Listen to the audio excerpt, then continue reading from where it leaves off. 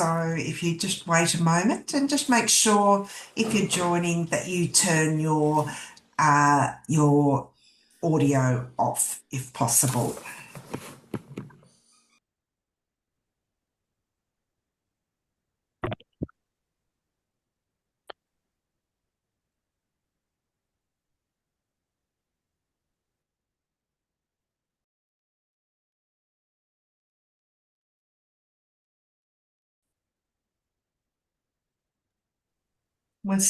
Mary speaking, we're still letting people in from the waiting room, so shouldn't be too much longer.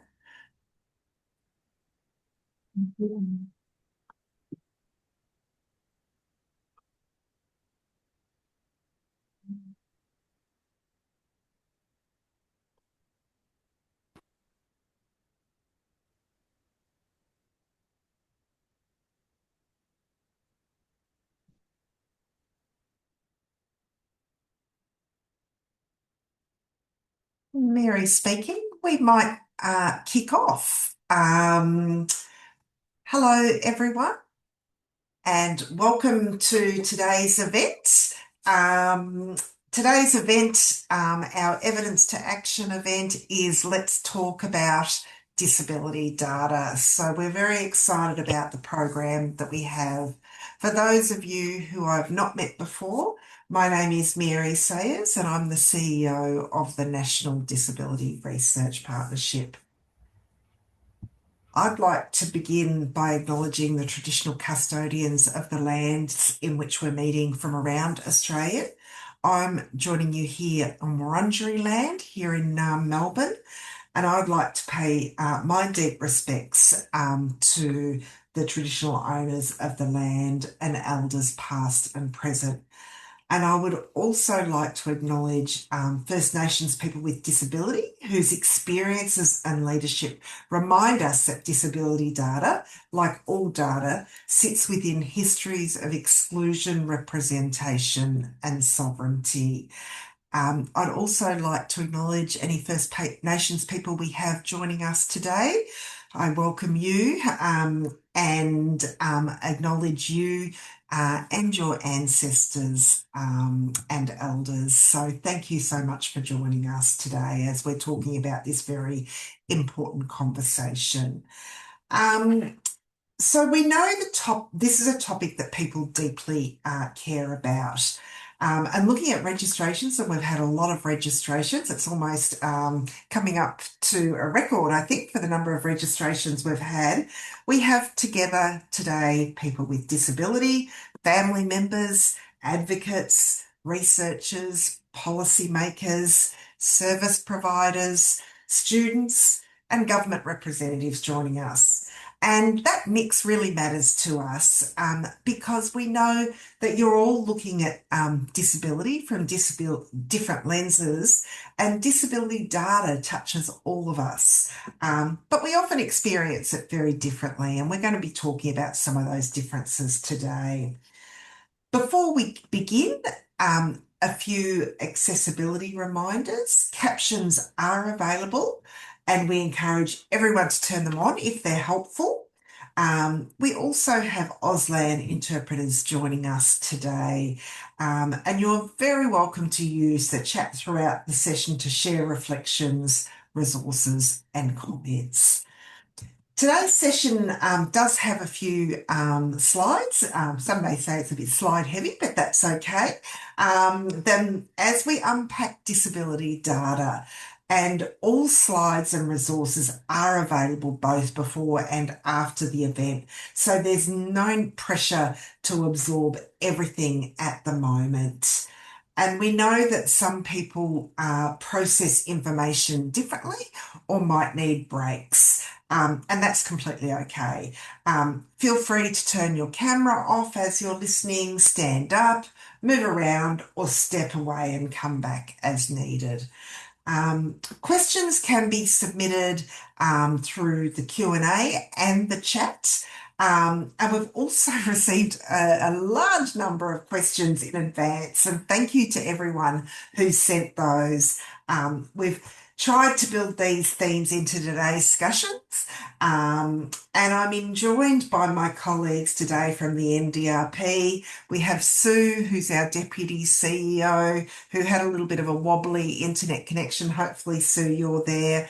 Jess, who I can see, who's our engagement and events coordinator, and Sally, our communications lead. And we're all here to help as needed. We might just go in terms of, before we start, talk a little bit about language and taking care. And today we'll be talking about data and data that is about people with disability. And that means we'll sometimes refer to terms, categories, or labels that are used in data sets, research, or government systems. Different people and communities use different language to describe disability and identity. And this terminology we know changes over time. And at times, speakers may refer to language used in particular data sets or systems that may not reflect everyone's preferences or lived experience. And we encourage you to be curious and generous with that as we navigate this complexity together. And language does matter, and we know that language matters. Um, just a reminder also, if you're joining us, to turn your microphone off. And as I said before, please feel free to join us in the ways that feel comfortable for you. And we assume that there's a lot of good intent in the room as we navigate this complexity of data. So, in terms of today's agenda, I wanted to explain a little bit before we've designed it this way. And as always, with evidence to action, our goal is not simply to present information. Rather, we love to have a conversation to help us think about what evidence is needed, what helps evidence move into policy and practice, and what gets in the way. And today we'll start a little short provocation to help ground us in some of the big questions about disability data. From there, we'll move on to a series of case studies and reflections. And we chose case studies intentionally because case studies are designed to help us explore some of the tensions that many of you raised in your pre-submitted questions. For example, when data focuses on diagnosis but misses lived experience and participation, when people or communities are underrepresented or invisible in data, when policy decisions are made with incomplete or contested data and evidence, and when data exists but we don't have that action to follow up or the accountability. Um, and also, importantly, what happens when people with disability are not involved in creating the data or the questions that are asked in the data? But what happens when they are leaders in shaping what questions there are asked, what get measured, and how findings are interpreted?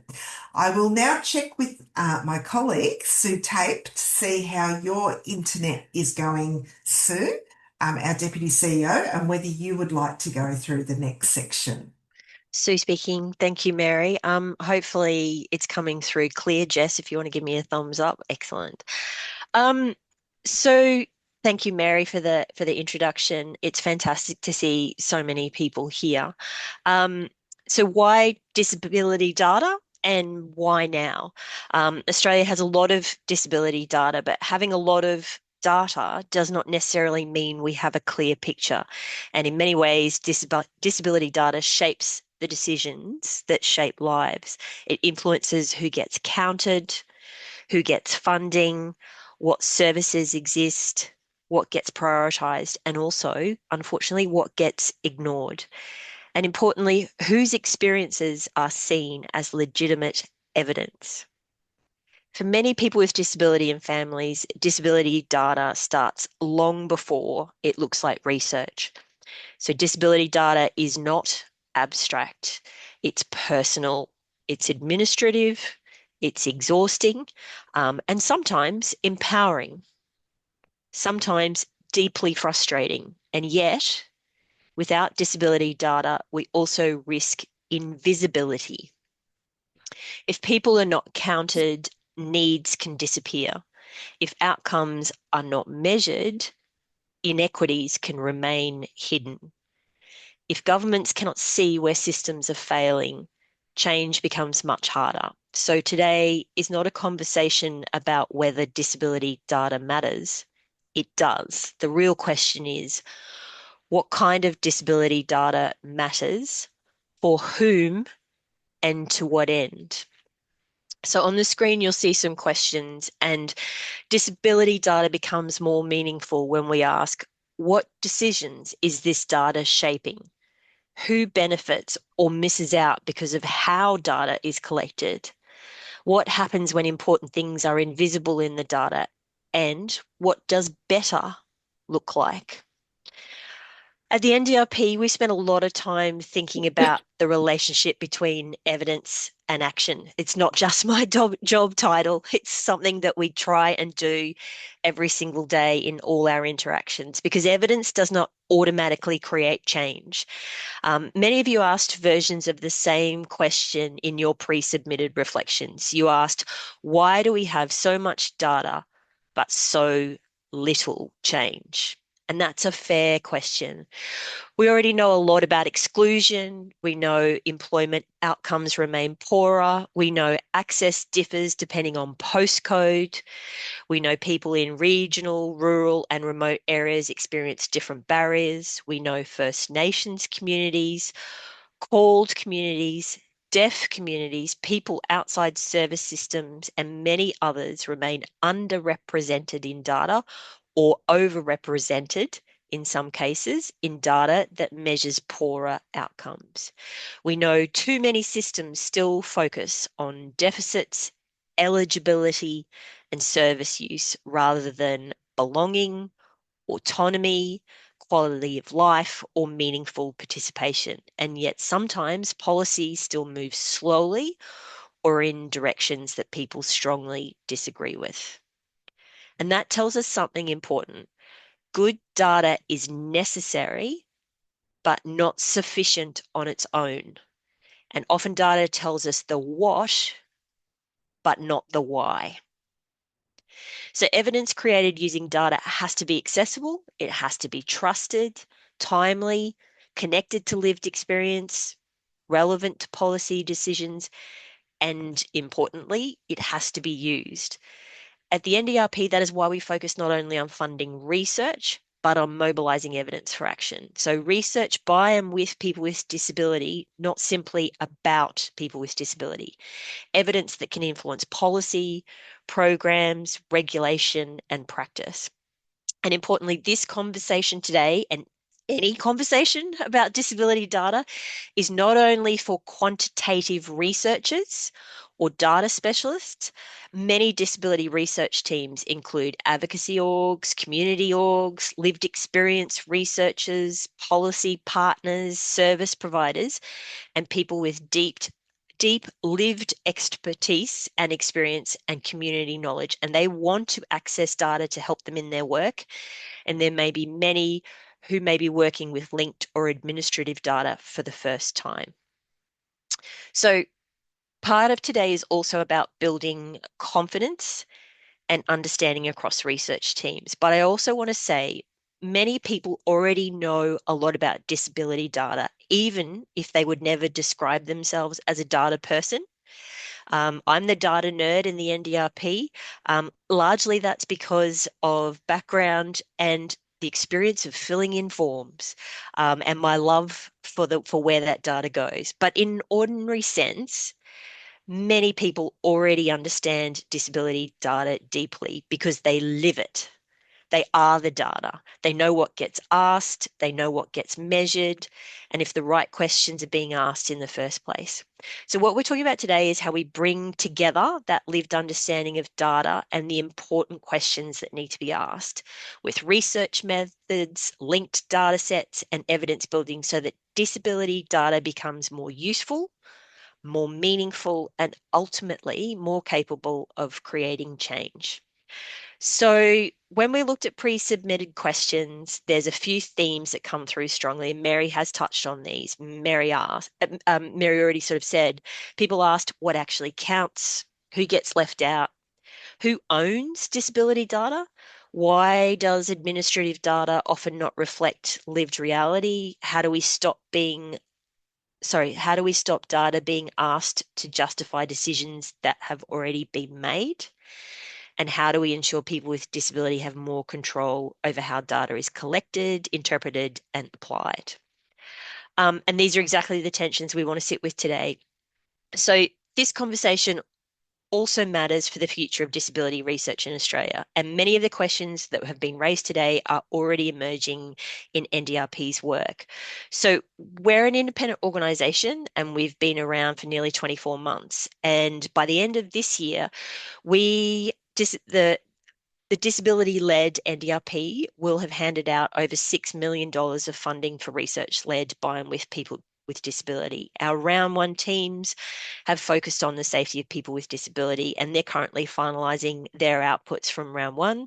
Those projects are surfacing important questions about evidence gaps, access, harm prevention, systems accountability, and also how lived experience shapes what we prioritise and measure. Um, some of whom are here today, our 14 inaugural Disability Research Leadership Program people are driving forward with their disability research. And our first of 150 NDRP funded Citizen Research Essentials micro credentials has been started and completed by Bella, whose achievement we celebrate, but we'll also share more of Bella's experience soon.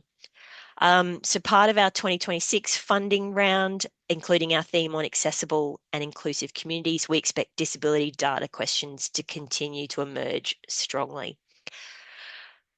Um, so for many future NDRP funded teams, engaging with disability data may feel exciting, unfamiliar, or even intimidating.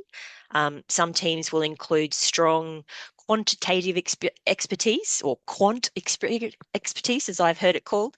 Others may come from advocacy, lived experience, qualitative research, co-design, or systems change backgrounds. We know an important discussion we will be having today will be about the National Disability Data Asset, so the NDDA, which is a long held dream of the disability community to have linked data across systems. And that work has been occurring for many years by the Australian government as different systems players, including state, territory, and Australian governments come together to link their data so it can tell a more holistic story about what works for people with disability across systems. And we are really excited about hearing from the team about this today. And importantly, we will also hear about the co-governance model of people with disability. We're also going to hear from some teams today about who have been grappling with how we can use disability data for policy and action, including the NDDA and two practical case studies. So enough from us. Why don't we kick it off? So we're going to jump first, but thank you for being here and thank you for bringing your questions. The pre-submitted questions always prompt us to think about what's on our agenda and how we're addressing what you want to hear. And thank you for being willing to sit with complexity. So sit in this topic around disability data. So we're going to hear first from the team at CIDA, or Children and Young People with Disability Australia, about the work that many of you, I hope, already know about, key statistics on children and young people with disability in Australia. And we chose this example because it highlights some of the dilemmas with current disability data that is available and what is not yet available. And this case study, let's be honest, is not only about data itself, it's about how better disability data can be built through partnership. And I'm really excited to introduce the team. And I will hand over to Tess Altman, first of all. Tess speaking. Thanks so much, Sue. And hi, everyone. It's great to be here for the session today. My name is Tess Altman.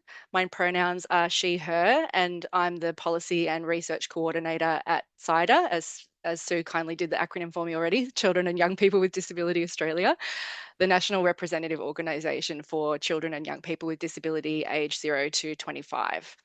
I also bring living experience as a neurodivergent parent, and I live in beautiful Wadawurrung country in Ballarat.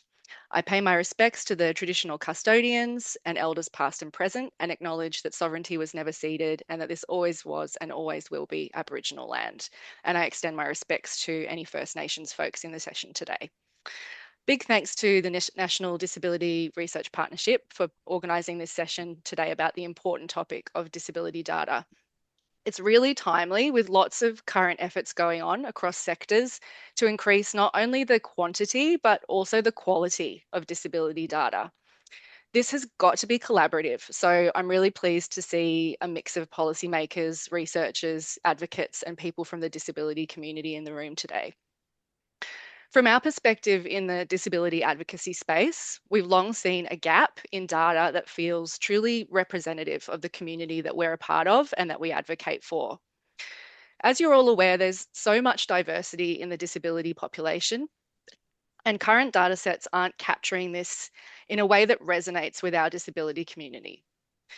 To dive into this more, we're going to be talking about CIDA's recently released Key Statistics report, which provides a current snapshot of children and young people with disability in Australia today. I'm one of the report's co-authors, and I'll be joined by my fellow co-author, Steph Dimov, who will be contributing via video, and Caitlin Blanche, the report's lived experience reviewer. So just moving to the next slide. Thank you, Sue. Why did we create this report? CIDA created this resource as an accessible one-stop shop for all the publicly available data about children and young people with disability in Australia across 10 key topics, including demographics, education, employment, health, the NDIS, safety, income and finance, transport, housing and infrastructure, and social and community participation. We intentionally did not want this report to be an interpretation or commentary on the data, a policy analysis, or a set of recommendations. The key purpose was to provide an accessible repository of current and reliable data. Just moving to the next slide. Thank you. So our initial idea was simple. We wanted a credible resource that we could go to for the most up-to-date information when we were writing our policy submissions and our advocacy reports. We didn't know of any such resource, so we decided to create it ourselves. But this simple starting point ended up evolving into a much bigger and ongoing mission to make disability data accessible and to make it resonate with our disability community. We wanted people to feel the data reflected them, or if it didn't, to be able to see why and where they were missing. This bigger mission was sparked early on when we established key principles to guide how we presented the data in the report. These are the same principles that we apply to all of CIDA's published content. Next slide, please.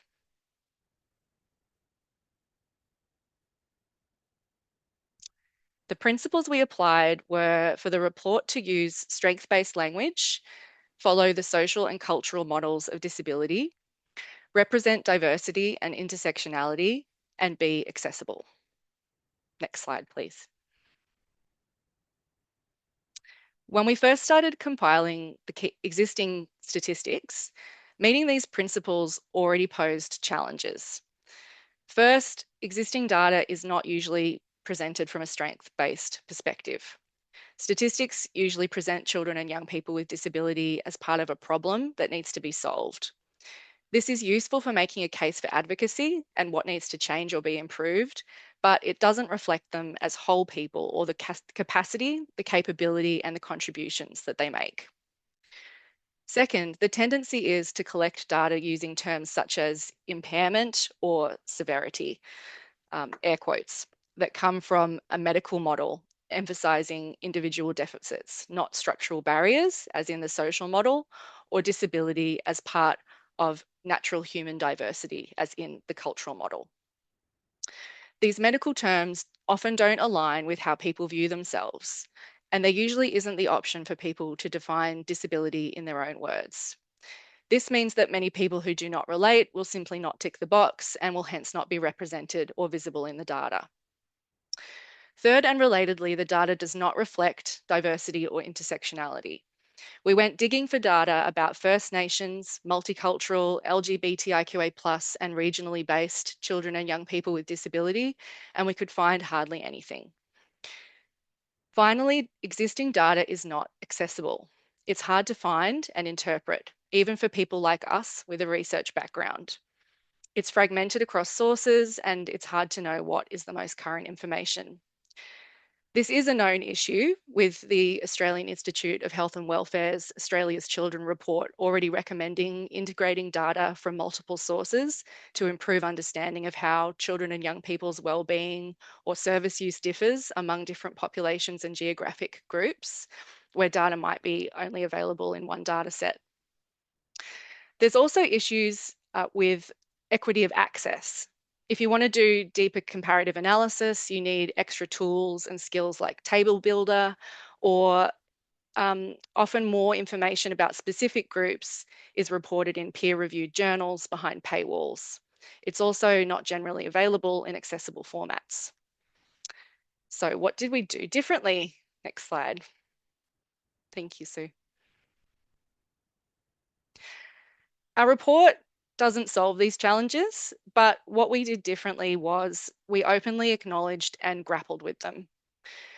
At key points during writing sorry, just having a little microphone. Oh, there we go. At key points during writing the report, we workshop challenges with CIDA staff who have lived and family experience of disability, and with Caitlin, our lived experience reviewer. Together, we came up with ways that we could start to address the challenges. We created a glossary at the beginning of the report that openly presents some of the issues around how disability is defined, including the lack of representation of intersectional groups, the gendered nature of diagnosis and misdiagnosis, and the lack of data on trans and gender diverse young people with disability. We presented strengths-based data where possible, such as the section of our report on social and community participation, which notes the immense amount of volunteering, care work, and lived experience peer work that's undertaken by young people with disability. Unfortunately, this is really hard to quantify due to lack of data collection, but it needs to be better recognised. We created specific highlighted sections explicitly looking at what intersectional data is available on each topic, and highlighted sections that point out missing data gaps. We make suggestions in the report for what impact this could have and what data is needed to fill those gaps. We made sure the report only presented publicly accessible information as well, so not information that was behind paywalls or required extra tools to access. And we did this because we wanted it to be that credible repository of information available in the public domain. We also created accessible versions of the report in plain language, easy read, and screen reader compatible formats. Next slide, please. So as part of like a little intro to Steph, because we're going to hear from her in a second on video, this work wouldn't have been possible without our partnership with Steph, who's based at the University of Melbourne's Disability Institute. We were so lucky to have her contributing as a pro bono consultant for us, bringing her extensive expertise in disability research, her rigor, expertise, critical capacity, and resourcing that we just would not have had as a disability organisation otherwise. We appreciated Steph's deep commitment to trawling through the overwhelming amount of data and pinpointing the gaps. And as advocates working in a fast-paced policy environment, it helped us have a more holistic and long-term lens on what's needed. So we're now going to hear a bit from Steph via video about her experience, as well as some of her insights about data.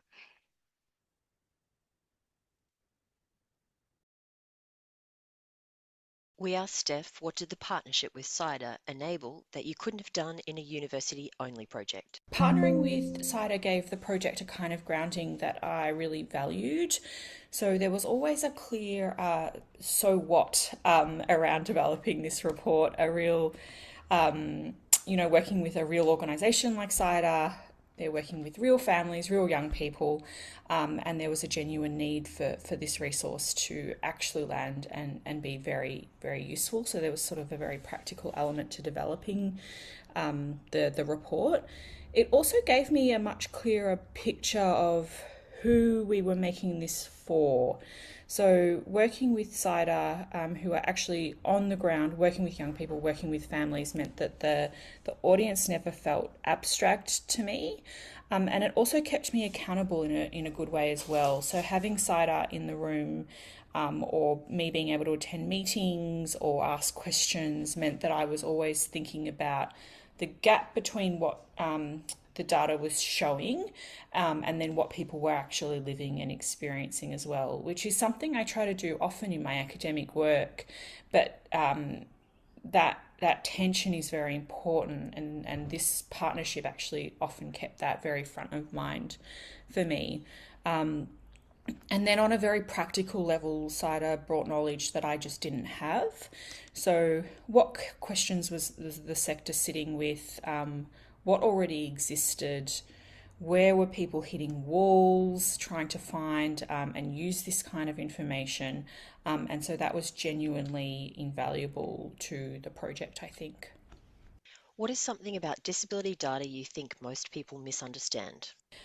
One assumption I kept coming back to when developing this report was the idea that more data automatically means better understanding of something.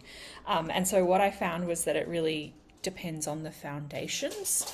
So if the frameworks or the definitions aren't quite right, or if the right people haven't been involved in shaping that process, more data can actually end up reproducing some of the same gaps at a larger scale rather than really filling them. So there's also something worth sitting with here around the assumption that publicly available data is comprehensive. So the gaps are actually quite substantial in the publicly available data. And when I say publicly available, that's to sort of people in the general community that might not have academic ties to a university like I do, for example. And so these gaps tend to cluster in particular places. So these are often around the experiences that are hardest to capture, but are certainly most important to understand. And so I think it's really worth naming that data isn't neutral. So even if it can feel that way sometimes, so every data set reflects decisions about what to measure, how to define it, who to ask, and what to do with the answers. And so those decisions are made by people and institutions with particular perspectives, and that shapes what the data can and can't show. So recognising that isn't really necessarily a criticism, it's just part of using the data well and being transparent about what the data can achieve. What types of data are most needed but hardest to find? The clearest gaps that I kept coming back to and thinking about when putting together this report and gathering the data and looking at some of the statistics was around longitudinal data. So we have reasonable snapshots of what's happening at particular points in time, but we have very little data that actually follows children and young people with disability through key moments. And those might be moments like leaving school, moving out of home, that kind of thing. And so those transitions are often exactly when things can get very complex for people and have sort of long-term effects on people's lives. And so it feels like that's a real significant absence. There's also a gap around outcomes that actually matter to people. So this is something that certainly working with CIDA has illuminated for me, and in some of my in some of the work that I do, the qualitative work that I do, and some of those things that matter to people around quality of life, social connection, having a say in how you live. Those are things that people will often talk about rather than just service use or clinical measures. And so we don't have very good sort of measures or data on those things that matter to people. And And those things are definitely harder to capture, but they're often what people are most concerned about, which I think is important to acknowledge. And then there's a question of who's really falling outside of the systems that we do have data on. So children and young people who aren't on the NDIS, for example, who aren't in mainstream education, who are in contact with the justice system, they often don't show up in administrative data, which means that their experiences can be really hard to see from a policy perspective. And I think one of the things that I'd love to see more of is data on barriers. So not just participation rates, but the why behind that and those rates. So what people tried, what didn't work, where they hit walls, and that context is often missing and is often very essential. We asked Steph, what did the partnership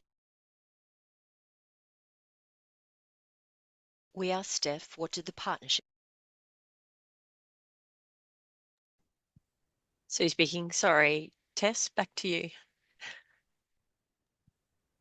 Tess speaking. Thank you, Sue. I'm now going to pass to Caitlin Blanche, our lived experience reviewer, who's going to share a bit about the lived experience review.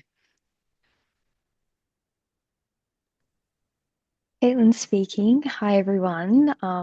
Thank you to the National Disability Research Partnership, to Tess and Steph, and to each of you for joining us here this afternoon. I'm Caitlin. I use she, her pronouns, and I was the lived experience reviewer on the report.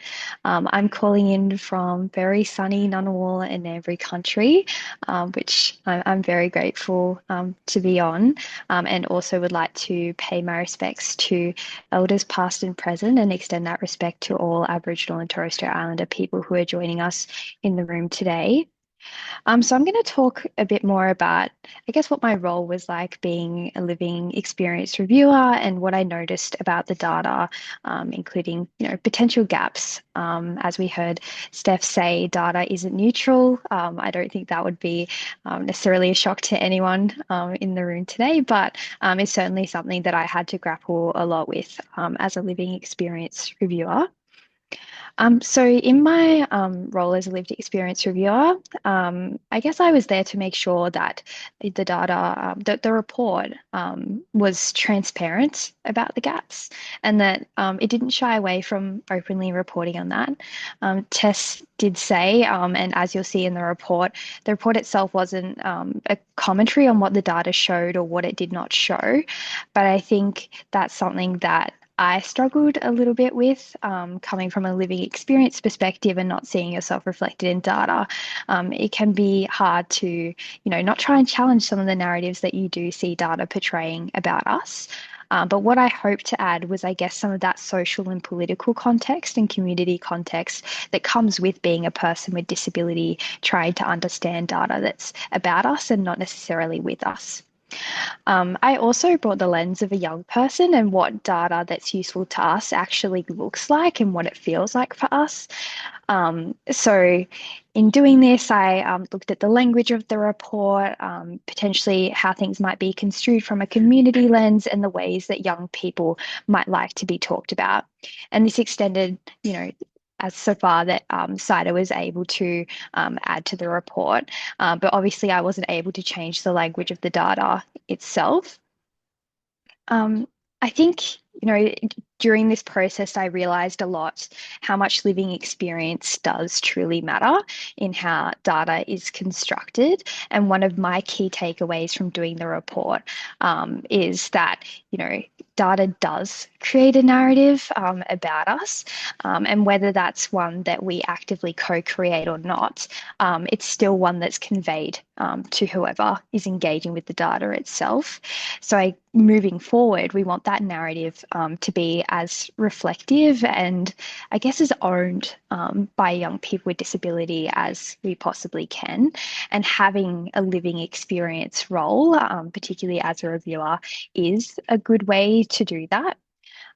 In the past, I've been in living experience roles and have sometimes felt like I didn't have the autonomy or agency to make an actual difference in how information about young people or what my perspectives about being a young person with disability was portrayed.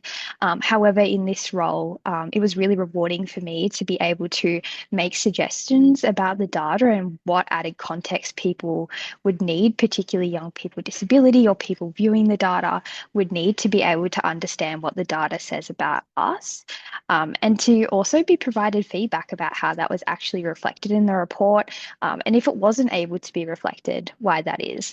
And I think that level of transparency gave me a lot of faith in the report itself as an instrument that was able to bring together data that felt, if even if the data itself wasn't co-created by people with disability, the report really strived to fill that gap as much as it could. Part of making data valuable, I think, is also understanding its limitations, as Steph said, as not a neutral force, and something that I learnt about this process through not feeling like a ticker box, but actually feeling involved in the creation of the report, was that data really is limited by what it chooses to see. And I think this really shows up in how data is framed and reframed, and what purpose it serves. So if you're looking to quantify something in a really binary, static way, then you really are going to overlook a lot of the experiences that don't fit into that box.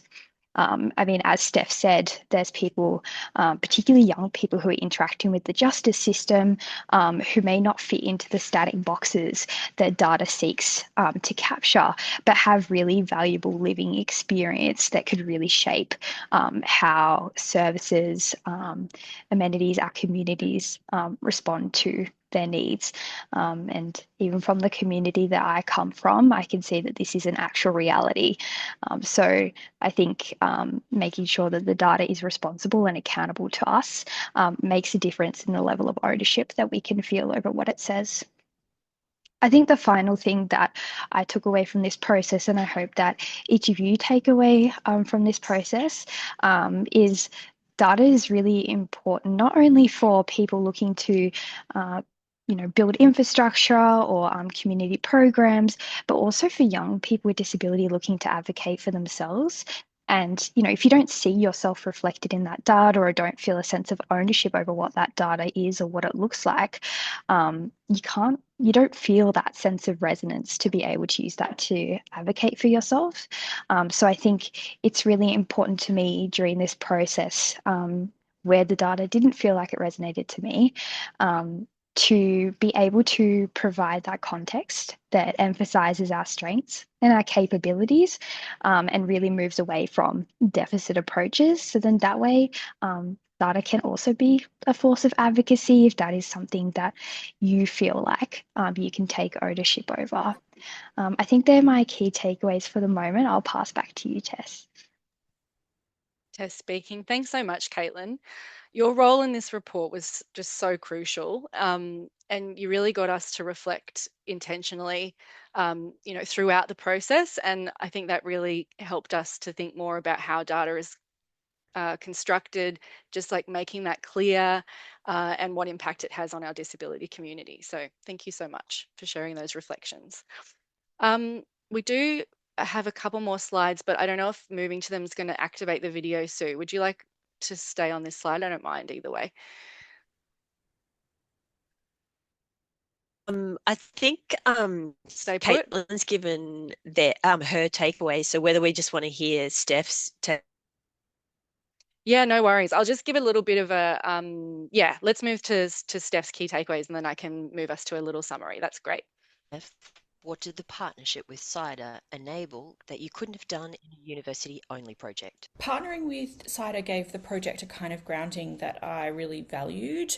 So there was always a clear so what around developing this report, a real, working with a real organisation like CIDA, they're working with real families, real young people, and there was a genuine need for this resource to actually land and be very, very useful. So there was sort of a very practical element to developing the report. It also gave me a much clearer picture of who we were making this for. So working with CIDA, who are actually on the ground, working with young people, working with families, meant that the audience never felt abstract to me. And it also kept me accountable in a good way as well. So having CIDA in the room, or me being able to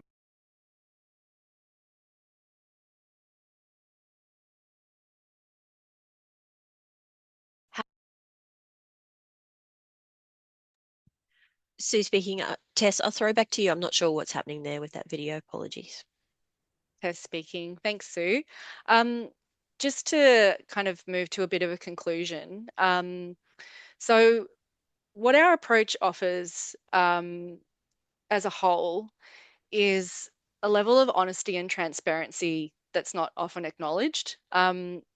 So I think like through showing how and where data is collected and created and who's visible and who's missing, we make it clear that data is not neutral, but it is actively constructed through categories, decisions, and narratives.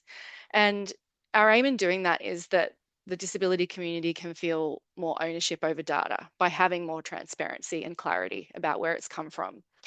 We hope that people will feel more enabled to shape it to reflect who they are, and that data can feel less like a category or label imposed upon people and more like something they can participate in creating. We know we're not solving everything, but we hope that this more transparent and accessible approach can form a starting template for other researchers on how to present disability data. And we also intend that in presenting the missing data gaps, we're signposting areas in significant need of research into the future. A couple of just final takeaways, which are aligned with what Caitlin and Steph have already said.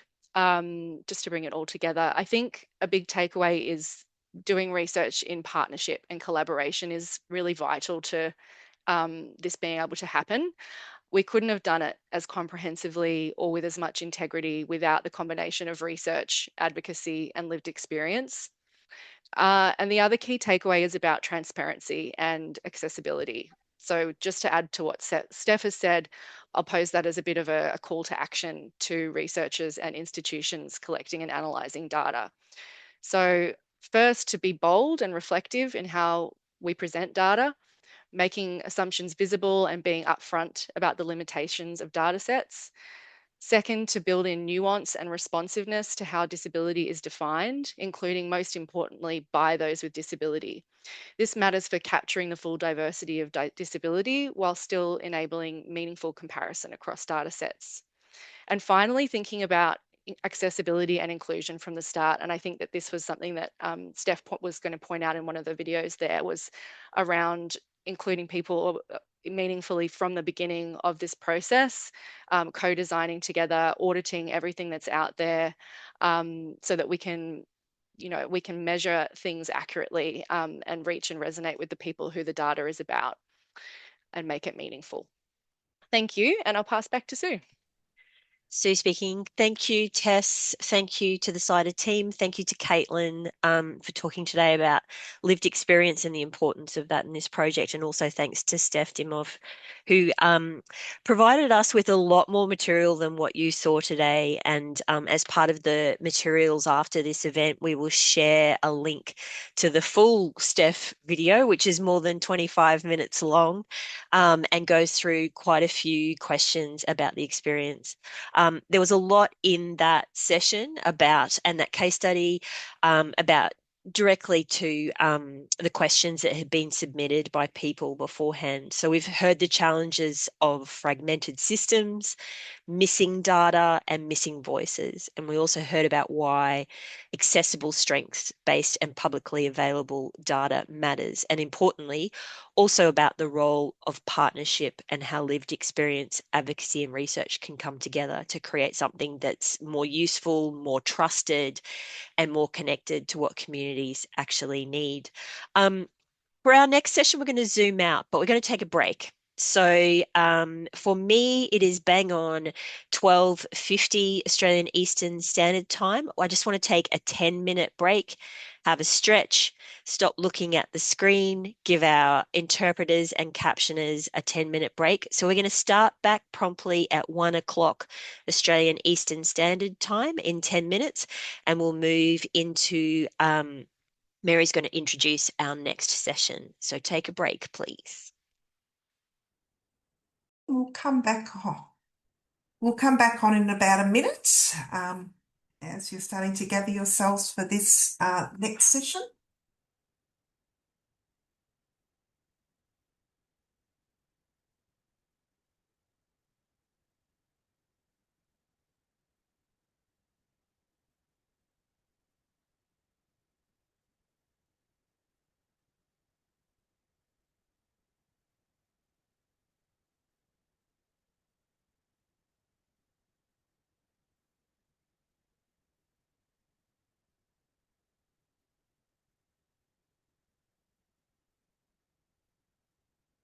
And welcome back, everyone. For those of you who've joined, just to introduce myself again, I'm Mary Sayers. My pronouns are she, her, and I'm lucky enough to be the CEO of the National Disability Research Partnership. Can I just say, wow, what a first session that was. Thank you so much for Tess, Caitlin, and Steph on the video. That was a really fantastic example of really grappling with some of the quite difficult challenges that we have with data in this country. And reading through the chat, I can see that there's a lot of connection. People would love to spend more time looking at the actual data that you collected, but unfortunately, or the data that you included in your report, unfortunately, we don't have time. But we do know that there has been the link to the report popped in the chat as well. We also acknowledge that the video was captioned, but the live captioning weren't syncing at the same time. And we'll thank you for that feedback. And we're always striving to be as accessible as we can. And so your feedback, if we don't get it right, is really absolutely critical and highly valued by us. So for our next session, we're going to zoom out a little bit. We've just looked at disability data through a community and partnership lens. Now we're going to look at disability data in a broader system context. And as I mentioned in my intro, disability and linked disability data has been an absolute priority for the disability community. And our next speakers are helping to shape and strengthen Australia's disability data system through the National Disability Data Asset. I'm very pleased to welcome Jennifer Poole, who is the Director of Outcomes Data and Community Governance Team in Australia's Disability Strategy Branch. Very long title, in the Disability Strategy Supports and Inclusion Division in the Disability and Carers Group within the Australian Government Department of Health, Disability and Ageing.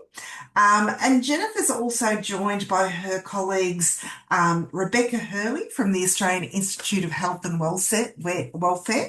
And we did note that there was a comment or a question in the chat about the budget measure around the survey of disability and carers. And Rachel Price from the Australian Bureaus of Statistics. So thank you for joining us and giving us an update on where we're up to with the National Disability Data Asset. And I'll hand over to you, Jen.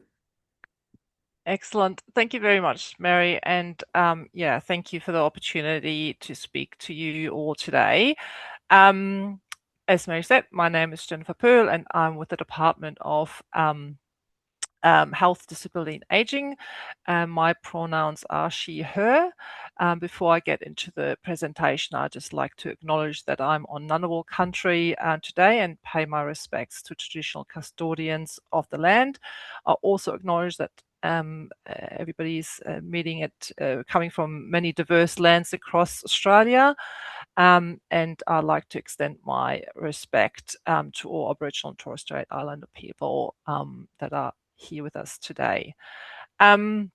Yes, I'll very much welcome the opportunity to talk to you about the National Disability Data Asset, the NDDA, in short, and in particular about how data is brought together, governed, and can be accessed responsibly.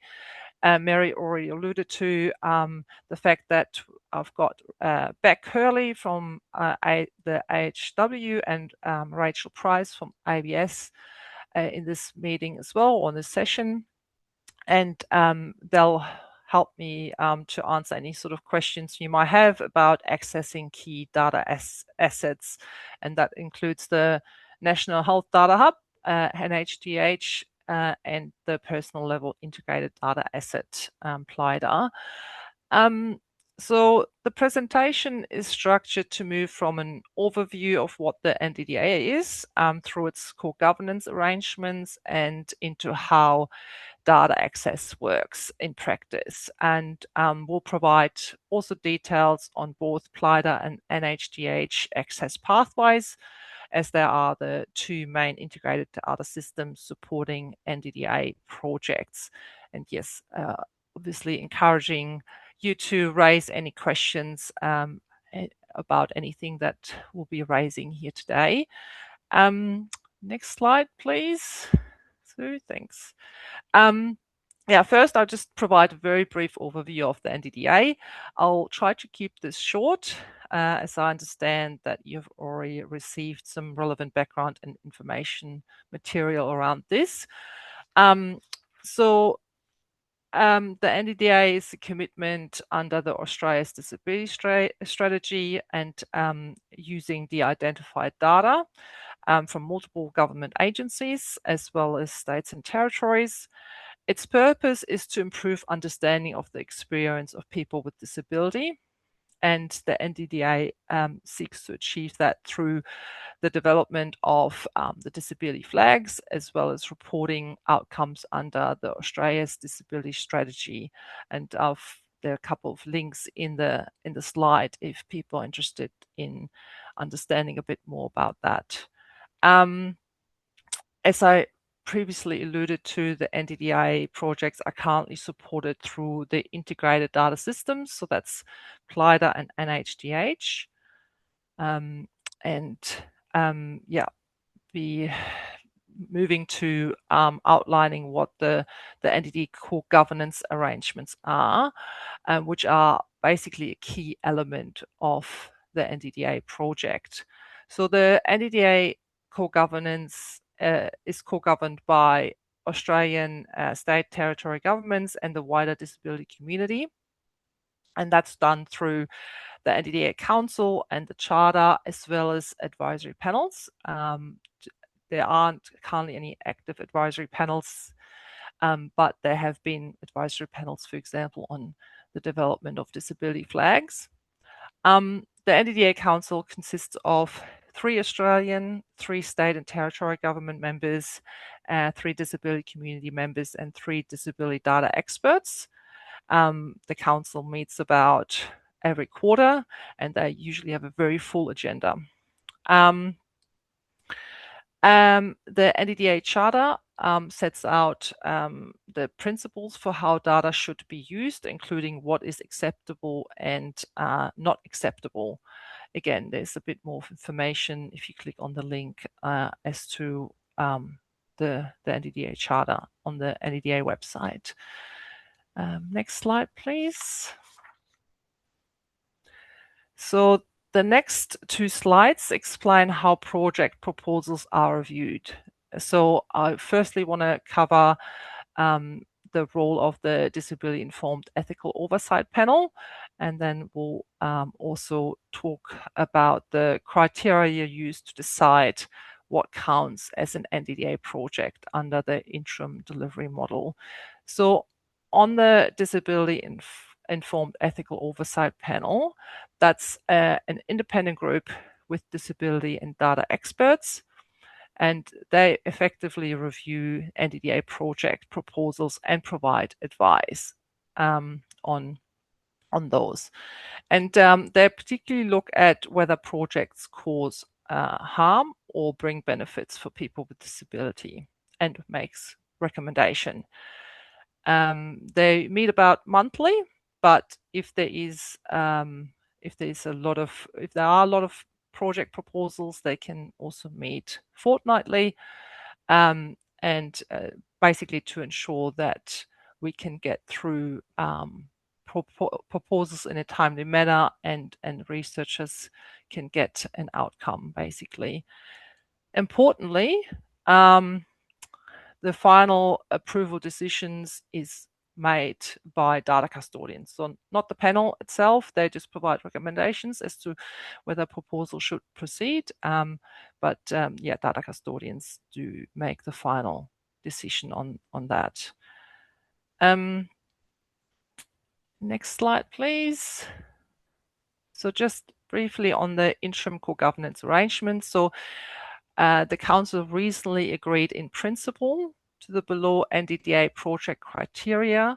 So all projects will be considered NDDA project if it meets one or more of the following criteria. So the first criteria is around the project title, objective, or scope explicitly mentions a focus on disability.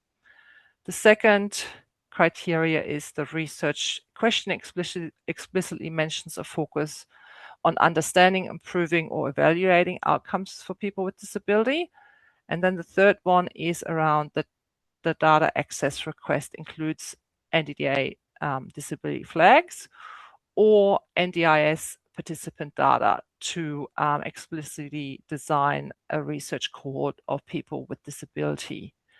I want to stress that these criteria are not final and might change as the Council continues to consider the best approach. But I thought it would be valuable for the audience to get a sense of what the criteria are to be classified as an NDDA project.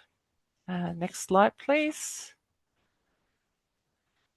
So the next few slides will just step through how to apply for access to PLIDA and NHDH data, and what the access process looks like in practice. So here the slide just outlines the end-to-end ABS Data Lab access process, showing the 8 key steps researchers go through. I won't cover all the steps in detail, and just try to focus on some of the key ones, and also how the core governance sort of links in with that as well. So the first 3 steps involve the initial discussion, proposal submission, and review, where ABS and the researchers clarify what the project scope is and the data needs are, while also identifying any core governance requirements early to ensure they are built into the application. In step 5, the project moves through the required approvals, including data custodian approval, and prior to that, obviously, the review of the panel, basically. And then steps 6 to 8, that's from onboarding to active use of the data, and researchers complete onboarding requirements like training. They're granted access once all approvals are in place, and can then begin their analysis with ABS oversight to ensure outputs meet confidentiality and agreed project scope.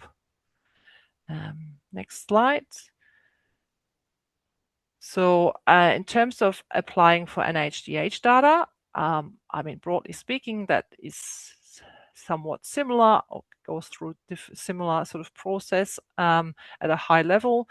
But yeah, a good first step is to contact the AHW NHDH team to talk through your project and check if it's suitable and which access pathway to use.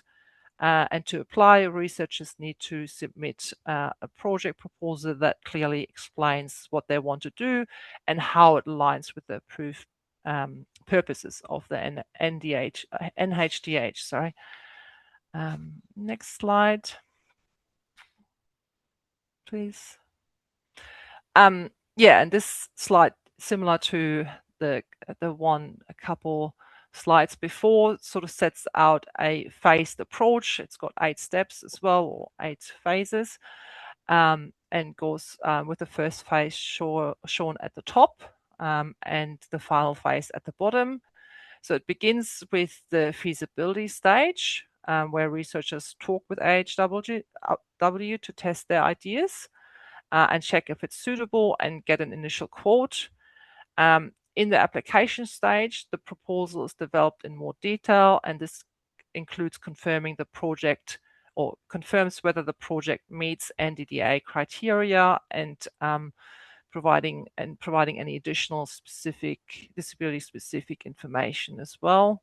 And where relevant, the project then goes through NDDA core governance, including the review by the panel. And then following approvals, the project progresses through onboarding and secure setup to active analysis, with strict controls in place to ensure data is used safely and all outputs are reviewed and approved before release. Importantly to note for both of these sort of pathways and processes is that this is often iterative process, with feedback provided along the way to refine and strengthen the proposal. And if a proposal is an NDDA proposal, then there's a good chance that my department will also get involved in some aspect of this this work too. Lastly, the last 2 slides. Sorry, Sue, if you can. Yep. The last 2 slides just provide a overview, or high-level overview, of the types of data that are available through PLIDA and the NHDH to support research. So the first one here is the data that's available at NHDH. And it's showing the breadth of linked data sources across health, disability, aged care, and demographics, along with their coverage and time periods as well. Items shown with a solid connection in that diagram indicate that that data is available to all approved all approved projects, while items with a lighter or conditioned connection indicate that additional approvals are required before they can be accessed. Again, there is a link in the slide to further information about data and the data items. And then, next slide, please. And this slide provides a high-level overview of the data available in PLIDA. Again, showing how a wide range of data sets are grouped into domains such as health, disability, education, income and taxation, migration and social supports. And these data sets can be linked to support integrated analysis across different aspects of people's lives. And again, there's a link to an ABS website that will provide some further details on relevant data items list, and can be accessed and downloaded. So I think that's it. Obviously, if there's time, keen to hear or receive any sort of questions. Back to you, Mary. Thanks very much, Jen. And I think some of the questions go to the heart of some of the challenges that we've been talking today. There was a question around the national consistent collection of data for students with disability, and looking at that slide, it doesn't look like that's part of PLIDA at the moment. So, but the question was really around how we can ensure schools are collecting accurate information. So I guess that's a component with 2 parts. Is the NCCD data in the PLIDA data set, the National Consistent Collection of Data of Disability for Students? And second, if you've got any reflections on how data can be improved. Yeah, look, that's the second question is a very broad one, obviously. I might just get Rachel to answer the first part, and to just confirm what sort of data is available on schooling or schools, basically, or education. Yeah, so and then I'm happy to take the second one. So, Rachel, if you're around. Yeah, sure. I'm here. Hopefully you can hear me. Hello, everyone. So yeah, Rachel Price. I'm the director of our data integration partnerships team here at the ABS. Just on data in PLIDA and education in particular, we do have a number of Commonwealth level education data sets available in PLIDA from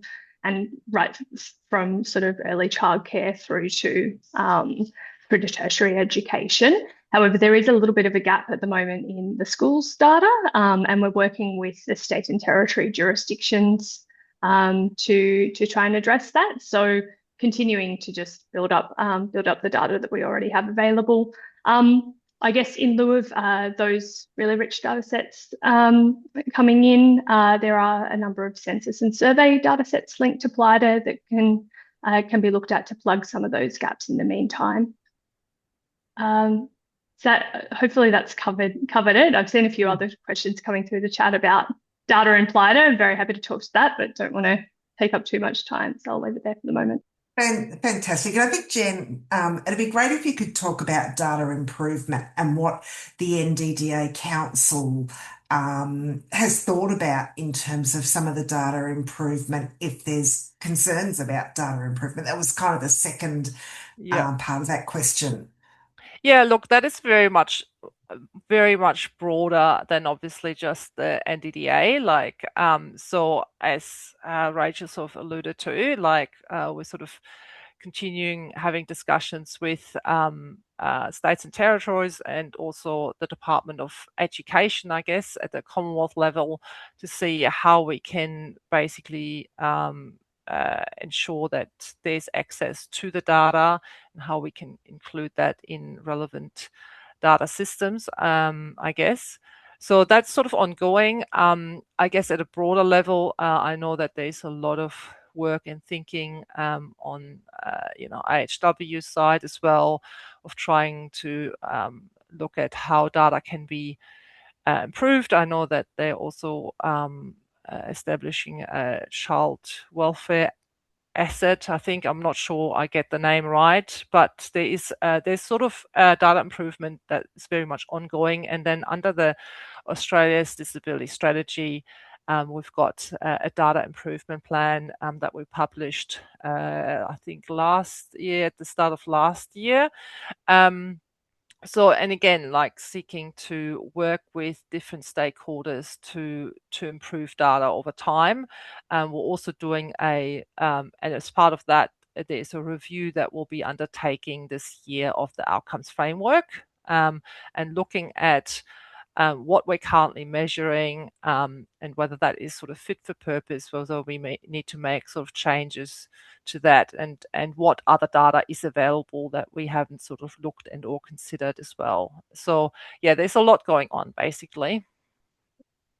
Mary speaking. There was another question that was put in the Q&A around, can we get an explanation of what the NDDA itself actually is? We know that there's been some changes in the work, and I guess my understanding, and I'd like to test my understanding, is that you're really a coordinating mechanism for linked disability data, overseen by a council of people with disability, and an ethical framework. But maybe I've got that wrong. So perhaps, in your words, Jen, what if you had to define or tell your elevator pitch about what the NDDA is, what would you say? I feel like you're very much on the money, Mary, with that. Like, it really is like a way of bringing, particularly administrative data together, basically to provide researchers and governments, obviously, access to linked data that can basically analyze and look at look at outcomes for people with disability. And I think there are a couple of really important key features that you've sort of touched on, and I've tried to touch on as well in the presentation, and they are about the core governance around this. So this is basically bringing people, from the disability community and relevant data expertise together to govern and guide this project, and with the ethical oversight panel basically providing advice and recommendation about projects. So yeah, it's trying to do a lot basically. And Mary speaking. Sue, you've got your hand up. You're Sue telling me speaking. we've got to go to a break. We're running out of time. No.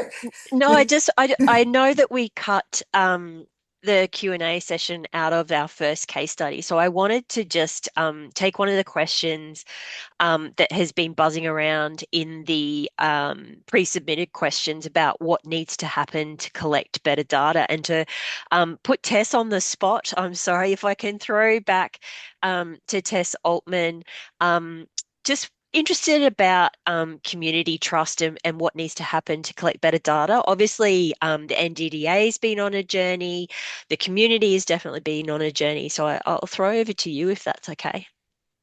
Yes, speaking. Thank you, Sue. I think in terms of collecting better data, other than that great work that NDDA is doing on connecting data sets together and what we know needs to happen in terms of filling gaps with particular diverse groups, I think trust is a key piece here. And it's just another reason why partnership and collaboration are so important. I think it's useful to look maybe across at how different sectors collect data and how that's enabled or restricted, and the role that trust plays in that. So for advocacy organisations such as CIDA, we have high trust through our connections with our membership and our disability community. And so we have high credibility. So if we do a survey, we get a lot of reach and we get a high response rate, and we get some really quality data which speaks to people's experiences. For researchers in universities, that trust is dependent on their connections and their time in community. It can be high or low, and that can impact data collection. For governments, I think at the moment, trust from community is unfortunately generally low, especially at the moment, and that really can impact how people feel about the data. And it's also probably a bit of a knowledge translation issue as well. Like a lot of these existing amazing things that are out there, I think the community is not always aware of. So that partnership piece is about how we can help make that more visible in the advocacy sector and in the to the community, and do some of that connective work, and in the service of connecting community with data, just what the opportunities are there to shape, to participate, where to find it, how to interpret it, and establish that high trust and high credibility, and improve the reach that we have. Thank you. Mary speaking. Thank you very much for that answer, Tess. It is a journey, as you say, that we're on. And I think we could do another session on this topic, because there's discussion about the NDIS data and what's in the NDIS data as well. Obviously, there's a huge appetite. The engagement in the chat is fantastic. I'm going to pause us for about 3 minutes. We'll come back at 1:30 p.m. Just so people can have a little screen break before we get into our last session. So if you could come back at 1:30 p.m. AEST, or 3 minutes compared to your time, just have a little screen break before we get into our last session.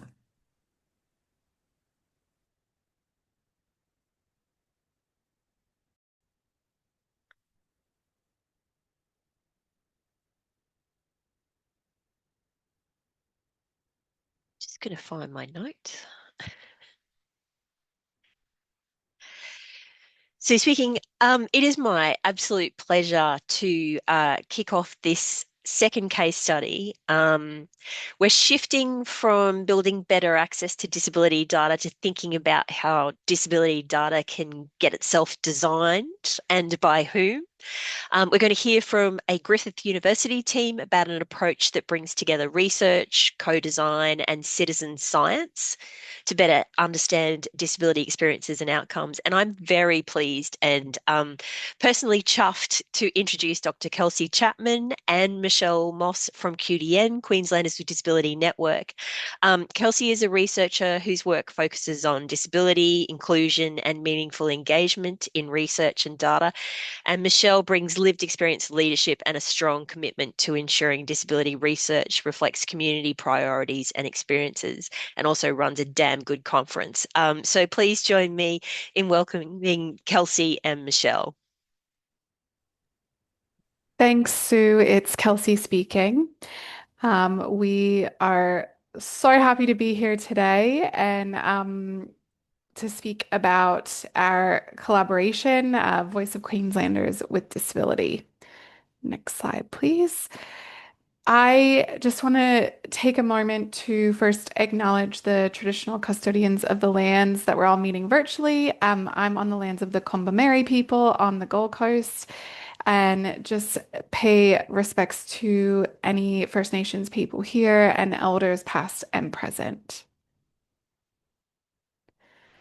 And just excuse my voice for being a little bit congested. I think I've had the winter plague that it seems to be going around. So if I have to cough, that's why. The Voice of Queenslanders with Disability is a really special project because it brings together three key areas of the disability data sector. So that brings QDN, Queenslanders with Disability Network, researchers at Griffith University, the Queensland government, I saw your heart, Andrea, who are funding the project, and of course, the fourth critical component, which is the disability community. And it is a co-design initiative where we have these four key sectors acting as equal partners, with co-design and citizen science really sitting at the heart of this work. Next slide, please, Sue.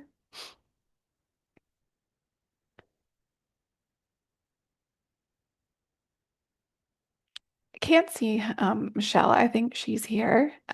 Michelle, did you want to jump in talking about some of the context for this work? Thanks, Kelsey. Yes, I am here. Hi, everybody. It's Michelle speaking, and great to be here with you all this afternoon. So I think why this work and the work that we embarked on was really out of some conversations with the Queensland government who funds this work, and to look at not only the context of how does the voice of people with disability and their families and the broader sector have the opportunity to provide feedback and inform policy gaps, but also opportunities where effort can be put in to look at what that could look like. And so this has been a journey over the last probably 5 years since we first started talking about this. And we know that there's the Australia's Disability Strategy, of which the Queensland State Disability Plan is developed under those same 7 areas. And we wanted to be able to have something that really brings through that lived experience and that level of information and data, and a way of ensuring that there was something that was at regular intervals to be building that story and building that evidence, and something that gave the disability community and families and carers and that broader sector the opportunity to be heard at scale. And so really it has been about anchoring that, as I said, in those 7 areas, and looking at what is that life like for Queenslanders with disability, how is it changing, and what governments and services need to act on so that it is reflective of what people are experiencing on the ground. Next slide. So in terms of designing that work, and it was very much a process with people with disability in partnership with research and university. And so Kelsey will talk more about the actual approach of the survey, but I just wanted to add in that it has been co-designed with people to shape the questions, language, modes and reporting. And we've had a team of citizen scientists, which over the 4 years now of the survey totals about 40 plus people as people with disability who are paid for that role of partnering and being a citizen scientist. And really it is about that lived expertise that drives the sense making and looking at the data. And we can talk a little bit more about the work of the citizen scientists, some of their experiences and insights, but I'll hand over to Kelsey to talk about the design of the survey. Thanks, Michelle. So from an academic perspective, this survey is a repeated cross-sectional survey done annually. So we are asking similar questions, nearly the same questions across most of the outcome areas Michelle mentioned, at a similar time every year. And this allows us to look at how trends emerge over time and what's getting better, what's changing. It means that we have a new cohort every year. So some people are participating every year. Some people have participated 2 years, 3 years, or are new each year. And this allows us to both protect privacy, especially in small communities, particularly in rural and remote areas. And it also allows us to look at the trends rather than individual shaping. The questions are re-co-designed every cycle. So we have a quality improvement process, and then we also work collaboratively with people with disability to understand the survey experience. So what worked well, what was easy to understand, what was challenging, what did the pacing feel like, how did it feel as an experience overall? And then we pivot a number of decisions based on that reflection. Next slide, please, Sue. Obviously, for a survey like this, accessibility is at the heart of what we do. There are a number of ways to take part, and this is probably one of the most important things that the citizen science help drive and feed into. So the survey is primarily conducted online. People can do that with support or without support, whatever their preference is. We also do about 20% of the participation happens through alternative methods. So that's phone calls with a person. We do paper-based versions of the survey. There is an abridged, shorter version of the survey, particularly in residential accommodation settings and for people from culturally, linguistically diverse backgrounds. We do in-person, face-to-face chats through the survey, and then our citizen scientists also collect data in their communities through so many creative ways, like hosting their peer networks at a coffee shop and chatting about each of the different outcome areas, and participating collaboratively like that. Ultimately, we strive for plain language across all of our materials, and to date, we have reached over 2,500 participants across the 4 waves. It's really important to mention that there is a large focus on trying to reach people who are hardly reached. So that included over the 4 years, about 20% of participants living in residential service settings. QDN does a fantastic job, supported by the Queensland government, to go into that setting really intentionally to make sure we're capturing data from people who are hardly reached by research.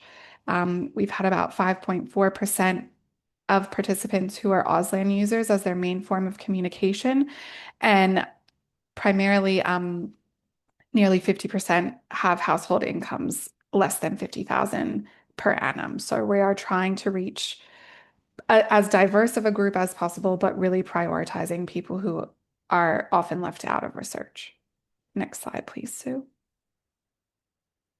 So in the interest of time, I'm going to give a very brief overview of some of the data go check out our 2025 report. That will have, it's 100 pages. It's got some in-depth information into what we found, particularly over that 3-year period from 23 to 2025. But there were a couple things that we found that were improving. So most participants felt like other people treated them well and they felt welcome and included in their community and that they had access to a good GP.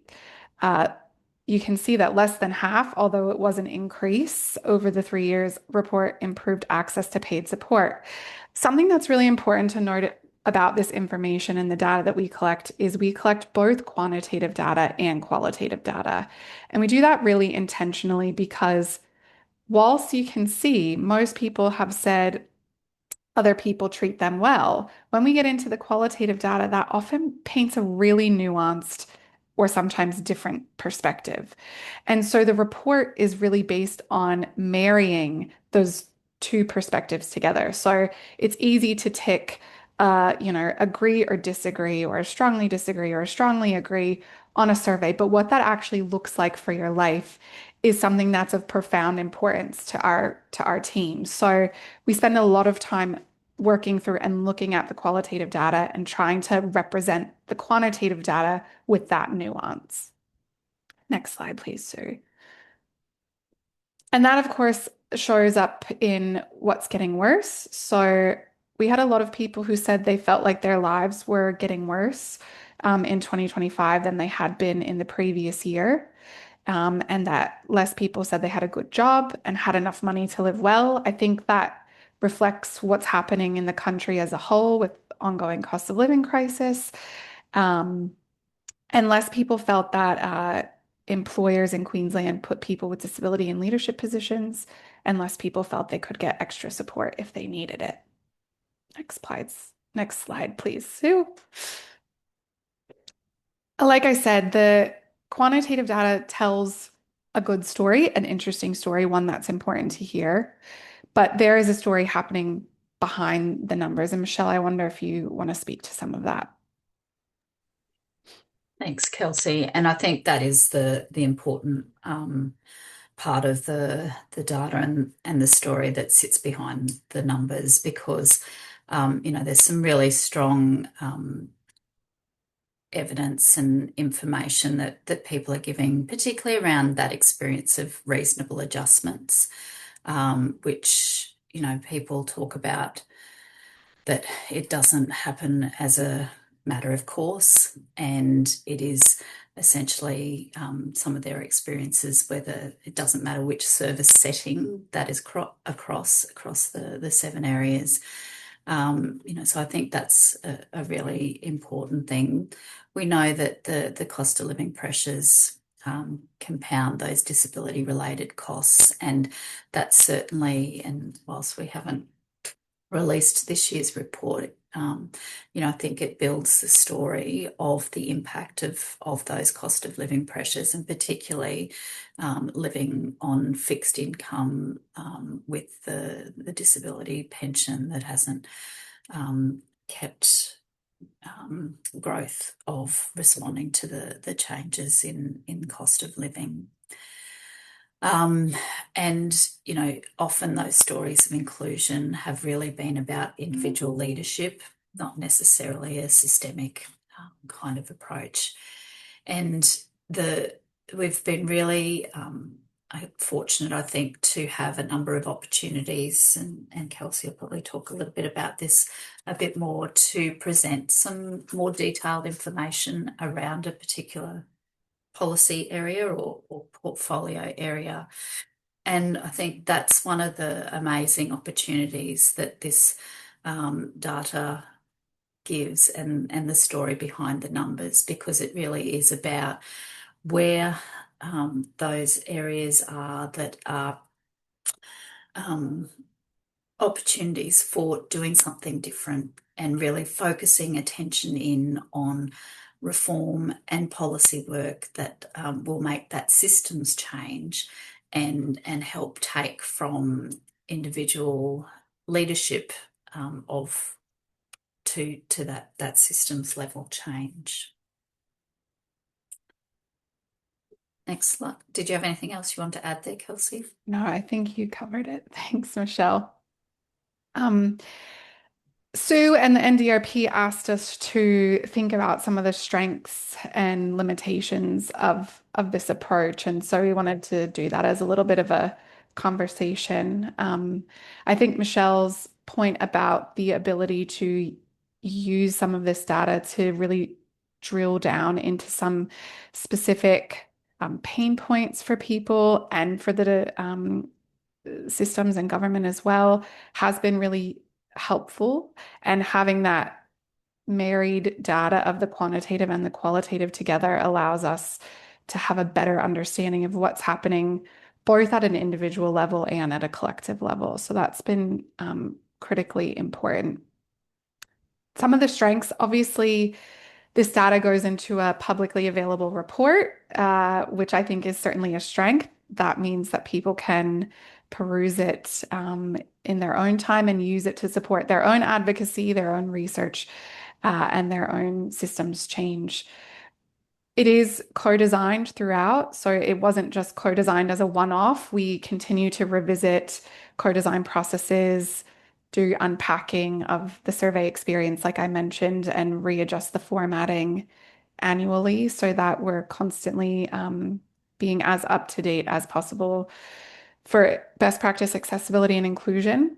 One of the real strengths from a researcher perspective is the paid lived experience roles, that citizen science role. It's so critical to the work that we do and to reaching out to the community in new and innovative ways. They're our best champions on the ground, and working with them is such a privilege, first of all, for me as a researcher, but it is also keeps us accountable, continually accountable to the community. So I think that's one of our real strengths. Obviously, lots of ways to take part, which is both a strength and a limitation. Working with QDN for me, as well as from the research end at Griffith, is a pure strength that brings with it a level of community ownership and trust that allows us to really blend kind of our strengths together. Michelle, did you want to? Yeah, Elsie, I was just going to, I think, add in there to, the role that Griffith has played in terms of your citizen scientists short course that you have as well, which has really been important in supporting our citizen scientists along that journey as well, and that's been a really important part of the work. And I think as well is that multiple ways to take part, that has really been led of thinking outside the box for the citizen scientists to look at those networks and how they engage and how they can bring together the people in their own networks. And I think that's been really exciting too, to see the creativity in that, because it is, as we all know, everybody is very time poor. It is a challenge to sit with a significant research survey that goes across so many different life domains and areas of people's life. And that's certainly, some of the stuff, as we talk about limitations of, the experiences of people in doing the survey. But I think the engagement and the approach that has been taken really has led to new opportunities for different parts of the community to have a voice and have some input. Thanks, Michelle. Yeah, I think that citizen science course, just to mention, is sponsored by the NDRP, the Citizen Research Essentials course. And so our citizen scientists take that as part of their onboarding. One of the things that makes me the most happy as a strength is that we do have some citizen scientists who haven't had a formal employment before, who have then gone on to have formal, traditional forms of employment after, and have used the citizen science role as a leverage point for that. So that is a kind of good individual strength. As you mentioned, with limitations, from a personal perspective, it's a very long survey. So the resource intensity of both it being an annual cycle, but also a long survey, affects, people with disability, the participants, of course, us organizationally. So I think it's certainly a challenge. And that reach depends on known networks. So people who are outside of those networks are still hard to reach or hardly reached in that sense. One of the other challenges, I guess, from an academic perspective, is that it tracks trends in that cross-sectional design rather than longitudinal people individually. And it is a voluntary self-selected sample. So we do have some overrepresentation in some groups and underrepresentation in others. I would love for Michelle you to just quickly speak to some of the limitations from a participant perspective. That was Kelsey. And I think, that has certainly been participants for the time that it does take. But I think people also want to see and understand the so what and the what impact is this having, what is the information doing to inform and reach the decision makers and to ensure that it is being considered. So I think that's certainly something that, through different opportunities, is that feedback loop to be able to show and demonstrate the impact of where the information goes and how decision making is being shifted because of that. And I certainly know, that the report and some of the findings have been, picked up by the media, and they get cited in different articles depending on what the area is. And, just one example of recent times was last year. There was a significant increase in the number of people who said that they had an individual person-centred emergency preparedness plan. And I think, as well as the data telling us some of the gaps, it can also point to when some of the policy levers are in place that might be having an impact and making a difference. And I think certainly, the awareness raising about the person-centred emergency preparedness plan tool, but also some of those levers about the requirements for providers to ensure that the participants they support through the NDIS Quality and Safeguards Commission, that people have plans. So I think that's really important to look at, and we're probably moving into some of those reflections, Kelsey, of why that is important and the so what.